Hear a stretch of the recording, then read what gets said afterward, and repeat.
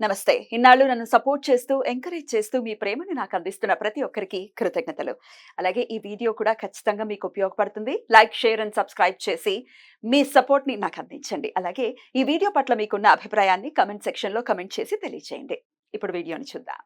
నమస్తే. Welcome to our channel. నేను పద్మిని. ప్రస్తుతం మనతో పాటు ప్రముఖ ఆధ్యాత్మికవేత్త, నారీసేన ఫౌండర్, దత్త ఉపాసకురాలు శ్రీమతి లతా దత్త గారు మనతో పాటు ఉన్నారు. మాట్లాడదాం. నమస్తే అక్క.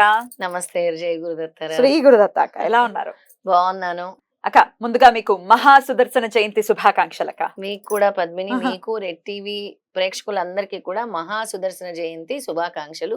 అందరికీ కూడా ఆ సుదర్శన చక్రం ఎలా అయితే ఈ సృష్టిని నడిపిస్తుందో అలా ప్రతి ఒక్కరి జీవితాల్లో కూడా వెలుగుల్ని తీసుకురావాలి. సరైన ఏమంటారు మానసిక ఒత్తిళ్ళ నుంచి దూరం చేయాలి అని కోరుకుంటున్నాను. థ్యాంక్ యూ అక్క. Thank you. సుదర్శనుడి గురించి మాట్లాడటం అంటే డెఫినెట్ గా ఒక పవర్ కావాలి మనకి. చాలా పవర్ కావాలి కదా. అసలు ఆయనకి ఎంత పవర్ ఉంటుందో, ఆ పవర్ గురించి మాట్లాడాలి అంటే ఎంతో కొంత మనం దాన్ని సముపార్జించుకోవాలి. ఆ పవర్ నీలో ఉంది, ఆ శక్తి నీలో ఉంది. Thank you.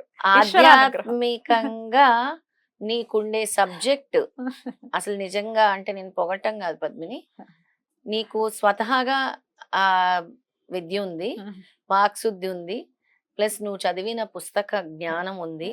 ఇవన్నీ కలిపి కూడా ఇప్పుడు ఎవరైతే జనాలు అడగాలనుకుంటున్నారో ప్రశ్నలు, వాళ్ళు పడే బాధలు కూడా నువ్వు అంత అత్యద్భుతంగా ఆధ్యాత్మికతలో ఇన్ని ప్రశ్నలు కూడా వేయొచ్చా అని నీ దగ్గరే నేను చూస్తున్నాను. థ్యాంక్ యూ అక్క. నిజంగా ఇది ఈశ్వరుడు అనుగ్రహం. విన్నందుకు ఎప్పుడో 5 ఏళ్ల నుంచి వింటున్నా, లేకపోతే చదువుతున్నది ఊరికే పోదు. ఎక్కడో ఎప్పుడో అప్పుడు ఉపయోగపడుతుంది. స్క్రీన్ ముందే కదా, స్క్రీన్ వెనక కూడా నేను చాలా సార్లు అన్నాను. స్క్రీన్ ముందు కూడా ఈ రోజు నాకు చెప్పాలనిపించింది. ఎందుకంటే నువ్వు అన్నావు చూసావు, ఆ పవర్ అనేది ఉండాలి అని. ఈ సబ్జెక్ట్ అనేది అందరికీ రాదు. ఈ డివోషనల్ సబ్జెక్ట్ ఆధ్యాత్మికత గురించి అందరికీ ఎంతో పురాణాలు చదివి ఉండాలి, మహాభారతం తెలిసి ఉండాలి, రామాయణం తెలిసి ఉండాలి. అసలు మన వేదాల గురించి కూడా కొంచెమైనా పరిజ్ఞానం, అంటే అది ఎవరి తరం కాదనుకో, కొంతైనా ఆధ్యాత్మికత గురించి తెలిసి ఉంటేనే మాట్లాడగలం.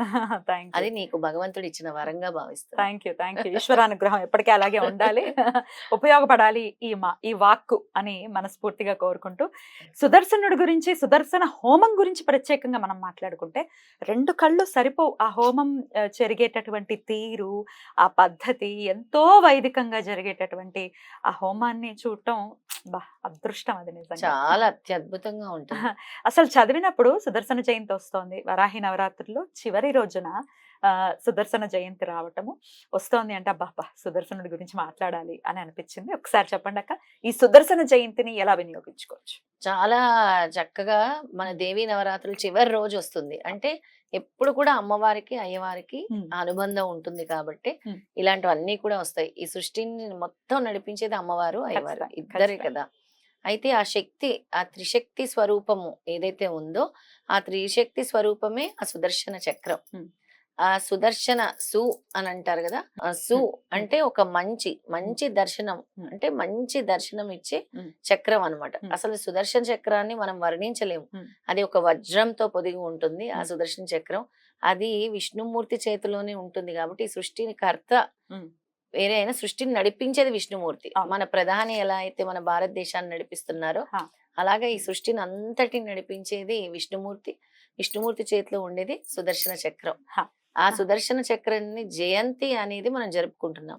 ఎవరైతే సోమవారం రోజు సుదర్శన చక్ర జయంతి రోజు ఎవరైతే సుదర్శన చక్రాన్ని పూజిస్తారో, సుదర్శన చక్రాన్ని పూజిస్తారో అంటే ఎలా పూజించాలి అంటే విష్ణుమూర్తి పటం ఉంటే చూసుకొని చక్కగా సుదర్శనుడు ఉంటాడు, చక్కగా విష్ణుమూర్తి అష్టోత్తరము, లక్ష్మీ అష్టోత్తరంతో చక్కగా పూలతో పూజ చేసుకొని ఆ చక్రాన్ని కూడా మీరు తలుచుకొని, రూపాన్ని తలుచుకొని ఆ రోజు పూజిస్తే మీకు ఉండేటటువంటి మానసిక ఆందోళనలు, అంటే చాలా మందికి భయాలు, ఎంత భయాలతో బ్రతుకుతున్నారంటే జనం, ఏమైపోతుందో. ఈ కోవిడ్ తర్వాత వచ్చిన అతిపెద్ద వ్యాధి భయం. కోవిడ్ లేకపోయినా కొంతమంది జీవితాల్లో భయం అనేది ఉంది పద్మిని.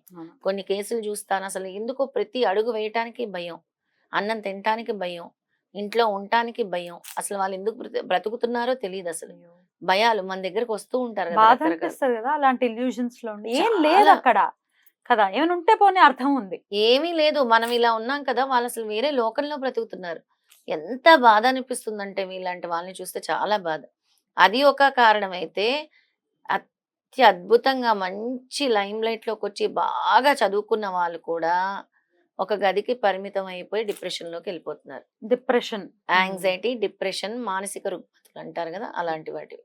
ఎందుకంటే అప్పటి వరకి బాగుండేవాళ్ళు. మంచి మంచి యూనివర్సిటీలో చదువుకున్న వాళ్ళు సడెన్‌గా ఎందుకు మా అబ్బాయి ఇలా మారిపోయాడు అనే కేసులు చాలా వస్తున్నాయి పద్మిని. సడెన్‌గా ఎందుకు ఇలా మారిపోయాడు? సడెన్‌గా మా అబ్బాయి ఈషాకెళ్ళాడు ఇలా అయింది. ఇంకో చోటకెళ్ళాడు ఇలా అయింది. అంటే నేను ఎవరిని బ్లేమ్ చేయట్లేదు. మరి ఎందుకు ఇలా మారిపోతున్నారు? ఏ కరెక్ట్. కారణం చేత మారిపోతున్నారు? అంటే వాళ్ళకి చేస్తున్న ధ్యానము వాళ్ళు బ్యాలెన్స్ చేసుకోలేకపోతున్నారా? Definitely. షట్‌చక్రాల్ని బ్యాలెన్స్ చేసుకోలేకపోతున్నారా? ఆజ్ఞా చక్రం ఓపెన్ అయిన తర్వాత దాన్ని మేనేజ్ చేసుకోలేకపోతున్నారా? అసలు ఏం జరుగుతుంది వీళ్ళకి? ఇంత పెద్ద పెద్ద ఉద్యోగాలు చేసేవాళ్ళు కూడా వెనక్కొచ్చి ఇలా ఎందుకు మారుతున్నారు? నాకు 2 డేస్ బ్యాక్ కూడా ఇలాంటిదే ఒక కేసొచ్చింది.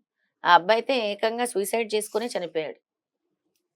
ఎంత బాధ! ఎంత కడుపుకోత తల్లులకి. ఎంతమంది తల్లుల కడుపుకోత ఇది.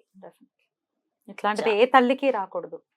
ఏ తల్లికి రాకూడదు. అంత కష్టపడి కని, పెంచి, చదివించి, పెద్ద పెద్ద యూనివర్సిటీల్లో చదివి, పెద్ద పెద్ద ఉద్యోగాలు తెచ్చుకొని, మళ్ళీ వచ్చి ఈ విధంగా ఒక గదికి పరిమితమై ఎవరితో మాట్లాడకుండా, ఈ విధంగా చేసుకొని, అసలు ఎక్కడికెళ్ళిపోతుంది. అంటే ఇలాంటి వాళ్ళందరూ కూడా ఈ సుదర్శన చక్రాన్ని పూజించండి. మీ పిల్లల కోసం.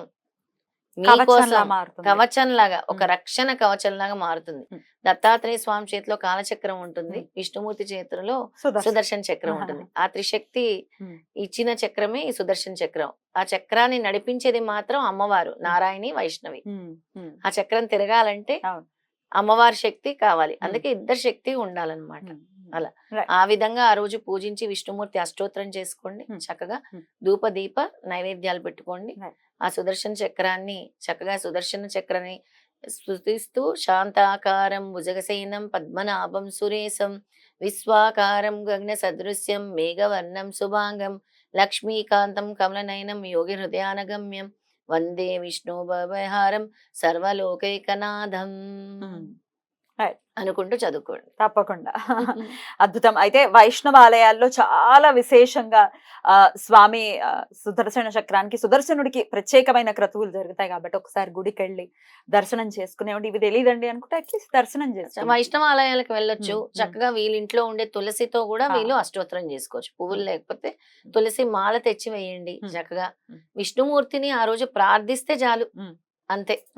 ఆయన అన్నీ కూడా తొలగించేస్తారు. Right. భయాలు, ఆందోళనలు, యాంగ్జైటీలు, డిప్రెషన్‌లు, స్ట్రెస్‌లు ఇలాంటివన్నీ కూడా తొలగిస్తారు. అద్భుతం. చాలా బ్యూటిఫుల్ గా ఎక్స్‌ప్లెయిన్ చేశారు. ఉత్తరాయణంలో వచ్చేటటువంటి లాస్ట్ డే, ఉత్తరాయణంలో ఉన్నటువంటి last day, last day next అదే. డే నుంచి దక్షిణాయనం ప్రారంభం కాబోతోంది కాబట్టి ఖచ్చితంగా ప్రతి ఒక్కరూ కూడా సుదర్శనుడి ఆరాధన చేసుకుని ఆ సుదర్శనుడి చల్లని చూపులు మన మీద ఉండాలి. సుదర్శనుడికి విష్ణువుకి అభేదం కదా, వాళ్ళిద్దరు ఒకటే. అవును. చక్కగా స్వామి ముందు అనుగ్రహం. మన లోకంలోకొస్తారు. అంటే హ్మ్. ఎవరైతే ఈ మానసిక రుగ్మతలతో ఉన్నారో పద్మిని, విష్ణుమూర్తి ఆరాధన వల్ల మన ట్రాన్స్‌లోకొస్తారు. హ్మ్. అంటే ఏదైతే ఇల్యూషన్స్‌లో ఉన్నారో, బా. వేరే ట్రాన్స్‌లోకెళ్ళిపోయారో, స్వామి వాళ్ళని కరుణించి హ్మ్. మళ్ళీ మారుస్తారనమాట. హ్మ్. హ్మ్. ఆ ఆరాధన అందుకు పనికొస్తుంది. రైట్. తప్పకుండా అలాంటి మంచి స్థితి, ఆ స్థితి కారకుడు ఇవ్వాలి అని మనస్ఫూర్తిగా కోరుకుంటూ thank you so very much అక్క. నమస్తే. జయ గురుదత్త. శ్రీ గురుదత్త. ఓం నమో నారాయణాయ.